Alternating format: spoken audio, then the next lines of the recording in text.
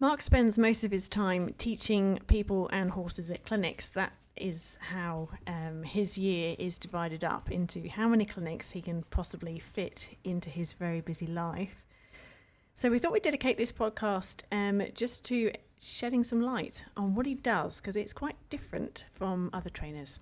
Hello, welcome to Mark Langley's Horsemanship Podcast, a podcast helping people to understand their horses better, to provide solutions in a calm, connected way. I'm Jenny Langley. And I'm Mark Langley. Mark, you've just finished another 6-day intensive clinic, and these are our most popular clinics, but there's only room for 6 horses on them. So for those of you that haven't been to one of his 6-day clinics, we thought we would shed some light on what happens at them. Can you just run through what your aim is at any of your clinics, Mark? What is it you're trying to achieve when people bring their horse to you? What should they expect? The biggest thing is it's the assessment of the horse, which is the first priority. And the similarity between this clinic and just about all the clinics I do is my first assessment is finding out, I guess, the red flags. So the people may come to a clinic thinking they've got a golden unicorn and they just want to, do some more lovely things with their horse.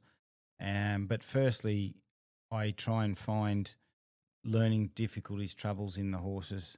And if they're just a simple, easy young horse, then we just work on what's going to be the best training for them to develop into a really good horse for that person. So, but the assessment part is the biggest bit. And also in that assessment, and it happens over the course of the clinic as I'm trying to work out what that person can deal with themselves, in the groundwork, in the riding, and work out a way that they can continue on working with that horse to their level of ability, as well as the horses. But at a 6-day clinic, I think I try and make shifts in the horses. There are things that I'll do that maybe I won't expect the owner to do, because but those things that just sort of make a shift in its mindset, so hopefully it carries through for when they take it home, and then they can do the things that they can do to keep it in the right mindset. But basically, it's finding the red flags and the troubles the horse has, and trying to identify the best way we can help that particular horse, take on information again and be in the environment that I guess that it's going to be with that person. And then get the people to understand, I guess, what that horse needs to be a soft horse that's comfortable in that particular environment, and feeling good and still connected to the owner and all that sort of stuff. So it's very education based, but say someone brings a horse to you and they're like, I just want a really safe horse I can go out trail riding on, but I don't really have any issues. And then they'll bring the horse into the arena. What are you sort of looking for? Well, if they say I want a nice quiet trail horse, obviously I think about that and go, okay, what type of horse do they need? And if that horse comes in and at the end of the clinic I might say to it, well, we've got this horse feeling really good, but I wouldn't take it out with more than 2 horses for a little while, because this horse might be an ex-race horse and I think it's still got a 10-horse trigger, or, too many horses milling around. It might still have a trigger in there that I'd feel unsafe if you just thought, righto, we've got this horse softer, it's working better. So I'll identify what makes that horse not be able to be a nice soft trail riding horse for that person. Try and see if we can adjust that so we can turn that horse into a nice soft trail riding horse. And if there's things in there that I think that it needs ongoing support from the owner, and it's not quite ready, then they have to know when they leave that, if you keep going, there is a possibility that you can have your nice quiet trail riding horse, but you're going to have to address these things first and maybe put a bit more time into these areas. So when they leave, there might be certain areas I say, you really want to work on this, this and this, and then, maybe get back to me, maybe whatever, put question and answer, the question and answer podcast is always a good way to kind of ask a question and get a bit of input. And, we also, the videos that I do talkovers for people, I can there's always a way that they can access me for a little bit of help. And so it's a bit of reality that kicks in, isn't it? Because it's not like you can wave a magic wand on some of these horses and they miraculously become the perfect horse. Some horses are jolly hard to train, and it really isn't easy to get changes on them. And so people have to understand that there's an element of time and huge amounts of adjustment in their expectations sometimes. So I guess if you just went to a 1 or 2 day clinic, like, not that I do 1 day clinics, but if you just went and watched a video of somebody training, that's just to learn something, to gather information so you can do it for yourself. A 6-day clinic is so I can make a shift on the horse to help it get further in the right direction so it's easy for the owner to take on. So I will try the best to wave my magic wand of experience on those horses. And there are some big shifts that I do try to do and can make with horses that wouldn't have happened even on a long-term program if we didn't really shift the way they were thinking and seeing things. And then it does make it easier for the owner. But I can't wave the magic wand on the people either. Like, you know, I'm a horse trainer and an educator of people.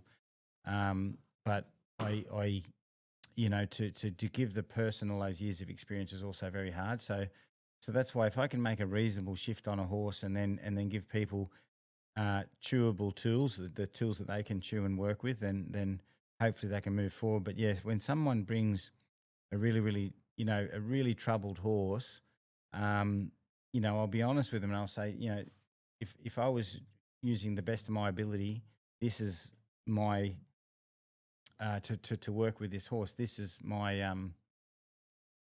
I guess this is what I foresee. You know, this is how long I think it might take. And that's such interesting, helpful information to have anyway. Let's talk about one of the horses that was on the last clinic that you've just done. So a 6-day clinic, and so you're able to train these horses yourselves in that period of time. This was a horse that had quite a performance background in it. So some fast work going on. Can you just explain sort of some of the things that you did with that horse? Okay, so she was a stock horse mare, but she was more of a blood horse. So what I mean by that is, if anyone's familiar with the Australian stock horses, they're a working breed of horse, and I won't go into a lot of detail, but they're a working breed of horse that was developed to do big days, be tough, durable, athletic, and have a good level of endurance for the Australian conditions. You know, if anyone's been to Australia, it's still a small population with a vast amount of land, and there's some really big cattle stations out there, and so we needed a horse that can really cope with that. So the Australian stock horses, a lot of them do have a bit of blood horse in them, and that's the thoroughbred, and they can have those sort of hotter lines, and over the years people have, you know, bred quarter horse and different breeds through them, and you get the heavier stock horse breeds and the lighter ones, so yeah, a lot of stock horses are a fairly not all of them, but a lot of them can have linked to that fairly hot breed of horse. And so this mare is beautiful. I really liked her. She was a very, very cluey, very thoughtful mare, but she'd been cooked in a training, and what I mean by cooked is overloaded with pressure, super sensitive, super able. But as soon as you sort of do anything with her, she was just looking off into the distance and ready to go, like just you know, not full adrenaline, but, you know, just a lot of worry and constantly destinating, and, you know, you just put a little feel of the legs on her, and she feels like she has to go at 100 miles an hour. So I saw the first lesson that you did, and I saw that she was staring out of the arena, absolutely fixated on the arena. It's almost like you could wave a hand in front of her and you wouldn't got her to blink.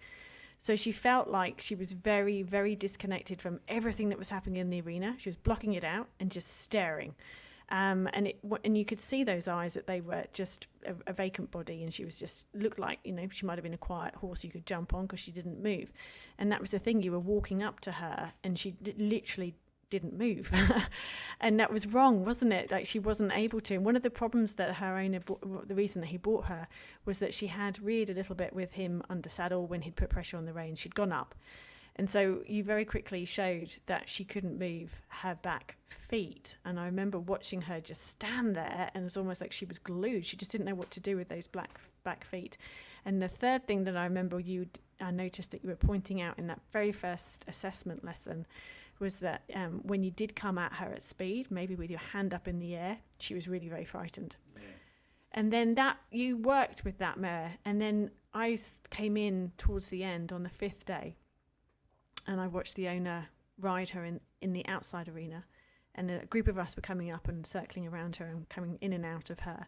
And she stood there with a beautiful, soft eye that was listening to her owner on the back. She was under saddle.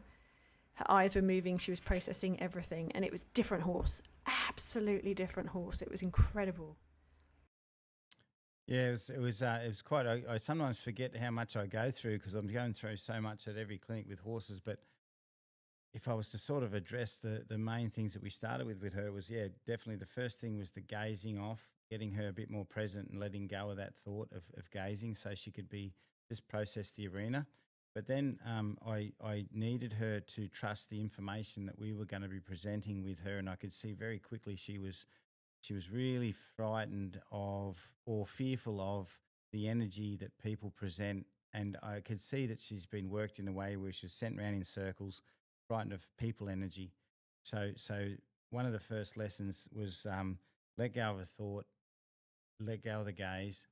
Another lesson was proprioception and her ability to not freeze. So if I waved a flag and the owner, like Jenny said, the owner, nearly flipped over on her because she just locked up and was going to rear over backwards when she went to move off when he mounted her. And that was another brace in itself in the reins. But the first big brace was an eye brace where when you put any stimulant in front of her, she just put her head up, freeze and lock up and preload the hindquarter. So I did a lesson where I was accessing the windows to her brain and her system, which is the eyes, and I was putting a bit of a worry in front of her. And people say, why do you worry a nervous horse? It's like, well, it's what a nervous horse does when it's worried. That's a problem that makes their life in danger and ours. So if I put a bit of worry up near her eyes and she does something that's more of a positive thing, then she becomes a lot safer, and then she learns to process the worry that's in front of her, because a lot of people are riding horses and they're fighting with the information that the horse is perceiving through its eyes all the time.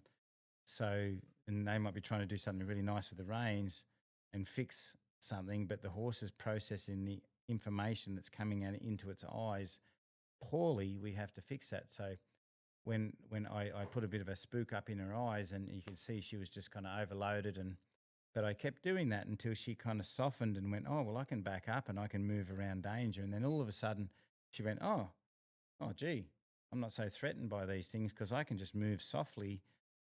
If that thing's there, I'll just move over here. If it's there, I'll just back off a little. And then in that same session, it was quite interesting because I brought her over to a platform and I was able to get her to step up on the platform one step at a time, and then put a little bit of a danger in front of her eyes. And then she just moved one step off the platform just to move away from the danger a little bit, so she could actually move onto a platform and have danger around her and move within the, I guess, confronting boundaries of danger and know where the platform was, where the edge was, which foot was on the platform.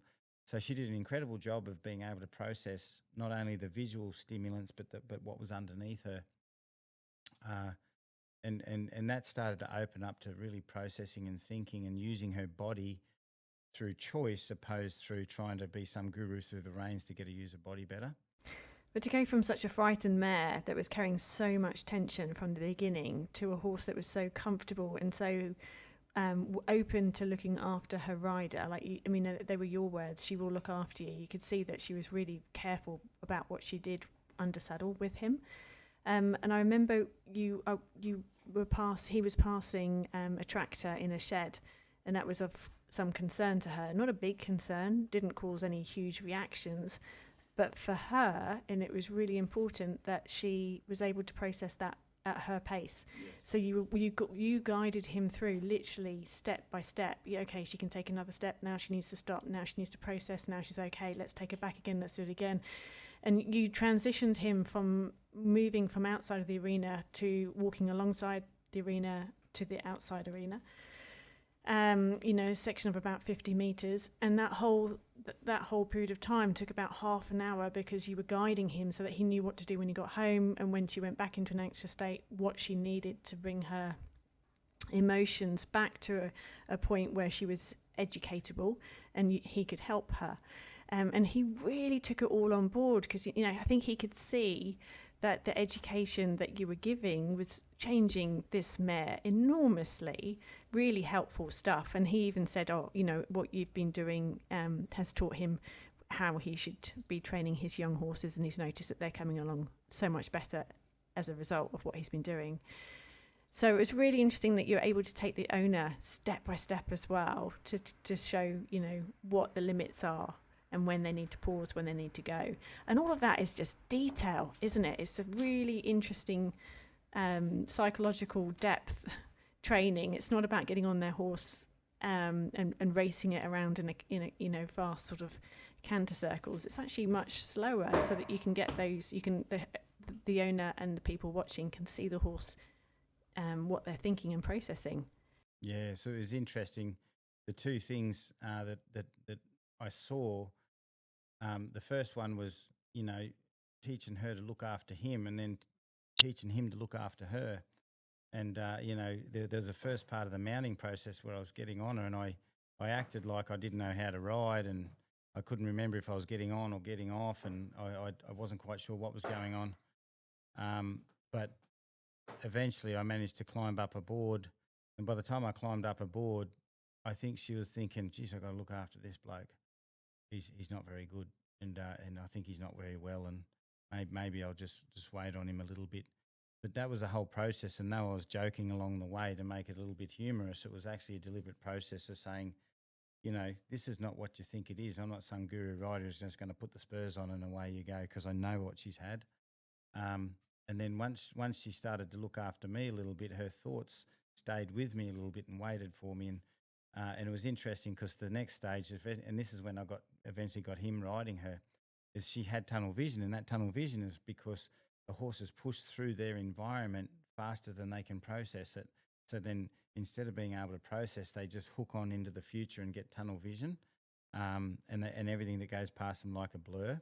So he started to look after her by going, okay, as soon as we noticed something that took her eye, we said, just wait a second, let her have a look at it, show her that she can look at it in different ways and she can process it a little bit, let her decompress a little, and then let's go again.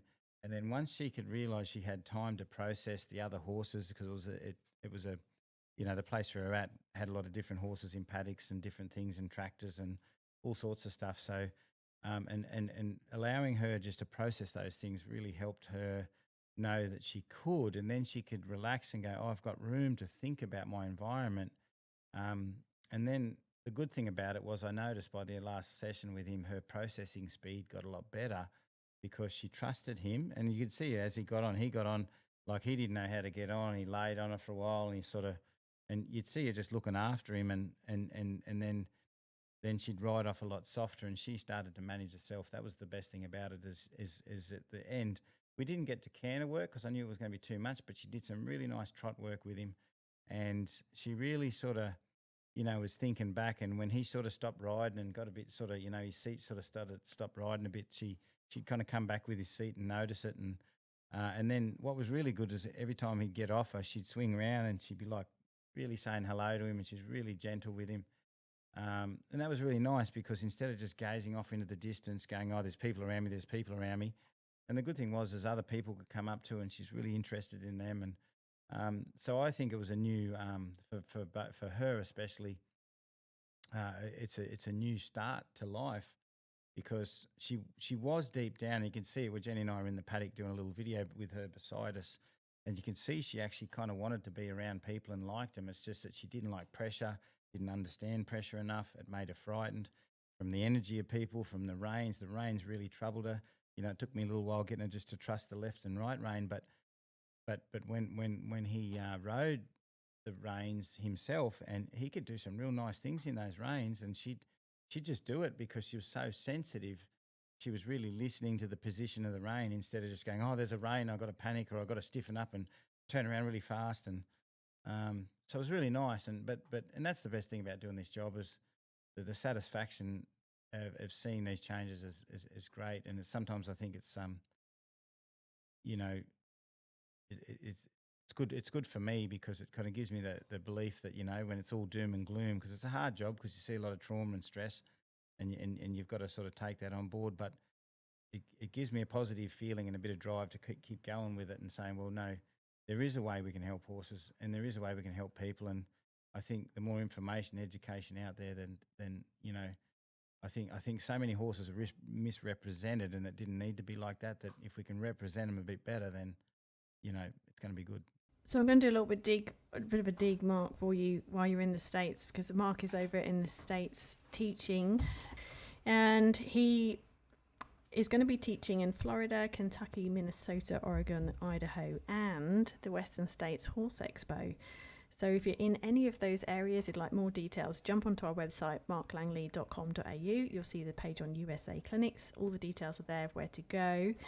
Auditors are very welcome. And of course, the Western States Horse Expo, if you can get along to that, you'll be able to see a whole blast of other clinicians and educators for the whole 3 days. Mark will be teaching twice a day. So if you want to see the sort of things that he's doing with horses and the changes that he's making, be illuminated by the way that education can have such a positive effect on a horse, highly encourage you to go to any of those events. And for those of you listening, we hope that we can see you at a clinic, at some point. We always release the new clinics in September, so that is coming up. So that'll be for the next year coming. It's been great hearing a little bit from you, Mark, about your experience of behind the scenes, and what the hard work that you put in to these clinics. And it is the huge days for you as you're teaching the horse and the person. And great appreciation. I think I speak from all the people that go to your clinics. Huge appreciation and gratitude that you've been able to be there and offer an alternative to be able to help all these horses. So thank you. No, thank you. It's certainly, yeah, who knows where life is going to take us, but I certainly, once upon a time never thought I'd be doing this and be able to be such a, help so many people in different areas and horses, and I'm very grateful to be able to do it, and I still get a lot of enjoyment out of being able to do it, so it's wonderful. If you enjoyed this podcast, please like it, share it, or send us a comment. It all helps in reaching new ears and helping more horses. And if making a change in your horse appeals to you, Mark offers his direct support and a diverse learning platform. Head to marklangley.com.au and grab your 7-day free trial.